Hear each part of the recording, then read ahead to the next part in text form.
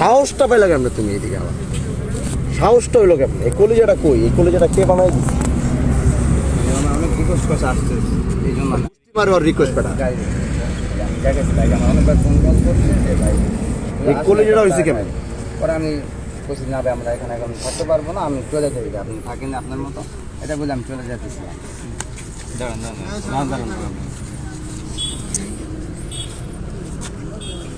তার কাছে কোনো টাকা পয়সা চাওয়া হয়নি, কিচ্ছু হয়নি।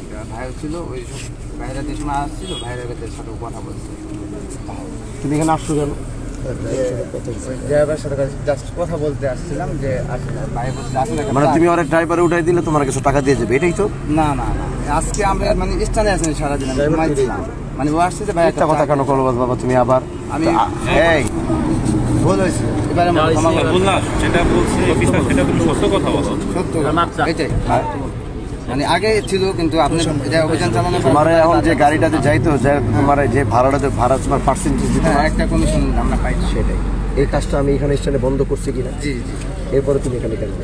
ওই যে দেখা করতে বলছে যে ভাই একটু আসেন যদি, এটাই এটাই ছিল, আগে ছিল। আপনি ফার্স্টে যে কথা বলছিল ওইটা বলো। ওটাই ওটা রেকর্ডিং আছে কিন্তু। জি জি, আমি ওটাই বলছি। ওইটা রেকর্ডিং আছে। তুমি ফার্স্টে যেটা বলছো। আমি যদি গাড়ি ভাড়া দিতে না, আমি যদি ভাড়া দিতে পারি তাহলে তারা দুজনে দিয়ে যাবে।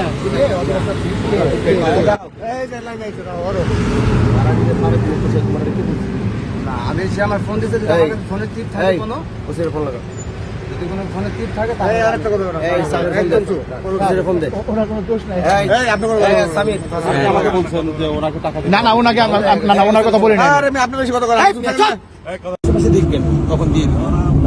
এটা আমরা প্রতিশ্রুতি আমি এইভাবে এখানে ছাড়বো না।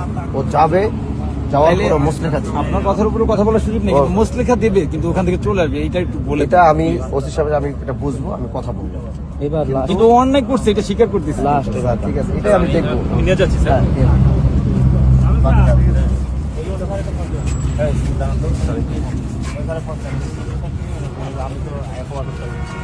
সেখানে তো ওই আপনার গাড়ি শিবরা থেকে থানার আমি অনেক গাড়ি পাঠাইছি।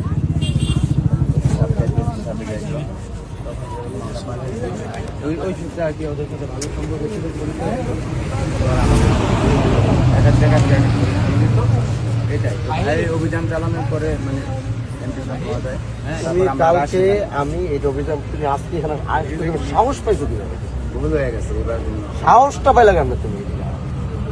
সাহসটা হইলো কেন? এই কলিজাটা কই? এই কলিজাটা কে বানাই দিচ্ছে?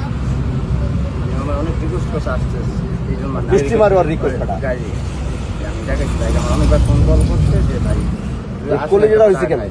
পরে আমি বলছি না ভাই আমরা এখানে এখন থাকতে পারবো না, আমি চলে যাই, আপনি থাকেন আপনার মতো, এটা বলে আমি চলে যেতেছি।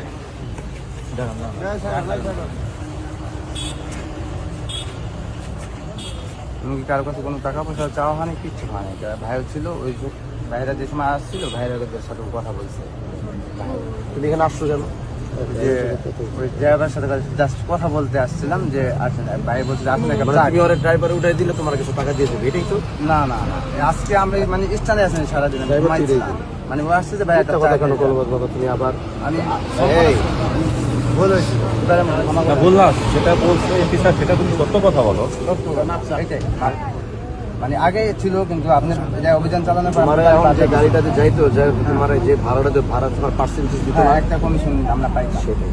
এই কাজটা আমি এখানে স্ট্যান্ডে বন্ধ করছি কিনা? জি। এরপরে তুমি এখানে কেন আসছো?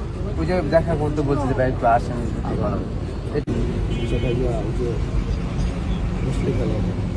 মানে মুসলিকা এই ইয়া একটু একটু এমপি স্যারের সামনে একটু পরে কথা বলবে।